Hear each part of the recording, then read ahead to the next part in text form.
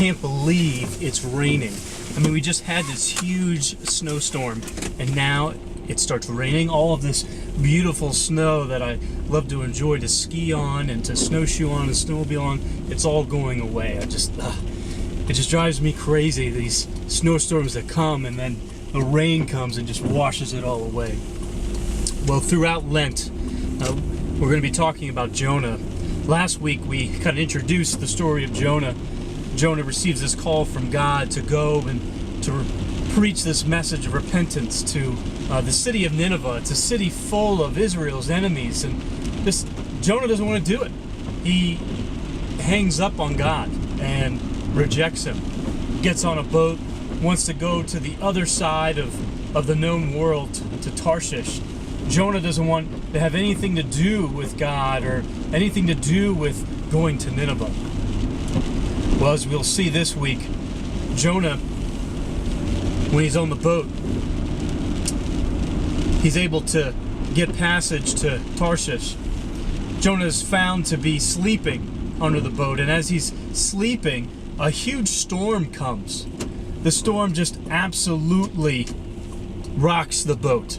I mean, the sailors are sent in confusion, and they're afraid, and the rain is pounding and the wind is blowing, and the boat is most likely going to sink, and the sailors are scared for their life. Well, they find Jonah sleeping, and they wake him up, and they say, "How could you be sleeping at a time like this? We're all going to perish."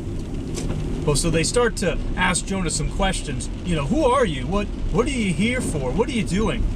They come to find out that Jonah is an Israelite, and he worships the known God, the God of the Israelites, the God who created the heavens and the earth and the sea.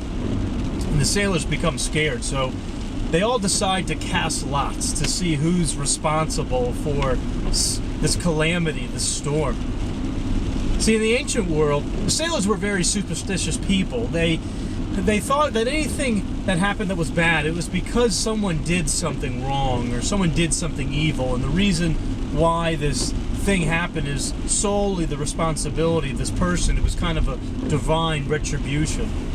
Well, the lots get cast and they fall on Jonah. Of course, we know the story of Jonah and why he's fleeing God. So Jonah, in order to save the boat and in order to calm the storm, he does the craziest thing. He tells the sailors to throw him into the water.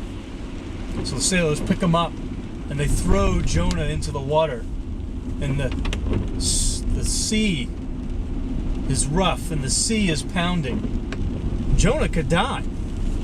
Amazingly, God provides a huge fish to save Jonah. It doesn't sound very comforting that a fish swallows him up. It actually saves him, and the storm ends.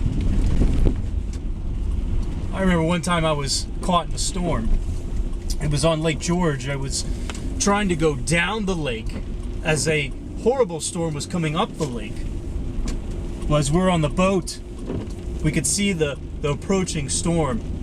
But we knew we had to go through the storm to get back to the house. So we batten down the hatches, so to speak, and prepare to go through the storm. And as we approach the storm, the wind starts blowing and the boat starts rocking, and the wind is blowing so hard that it blows some things off the boat, and the rain is pounding. But as we go through the storm, we see, on the other side of the storm, we see the sun. And we see that it begins to stop raining, and we see how bright it is, and we see how calm it is. The story of Jonah, such a unique story. At the moment when Jonah is in the most trouble, he decides to get closer to the storm. He decides to get thrown into the storm. He finally accepts the fact that he's going to have to face this storm. He's going to have to face God. He's going to have to face everything that God is asking him to do. I think we have storms like Jonah. Not necessarily weather storms, but we have conflicts. We have stormy relationships, stormy marriages, stormy friendships, stormy family life. And we don't want to confront these storms. We don't want to bother with them. We don't want to face the conflict of these storms. So we want to run away like Jonah. But it's amazing how God provided for Jonah.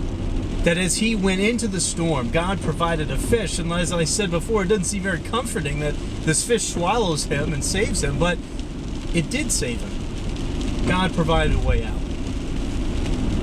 In life, as we approach these storms in our life, these conflicts, as we get closer to them and as we dive deeper into them, God provides a way out. God provides us with what we need to be able to get through the rocky times.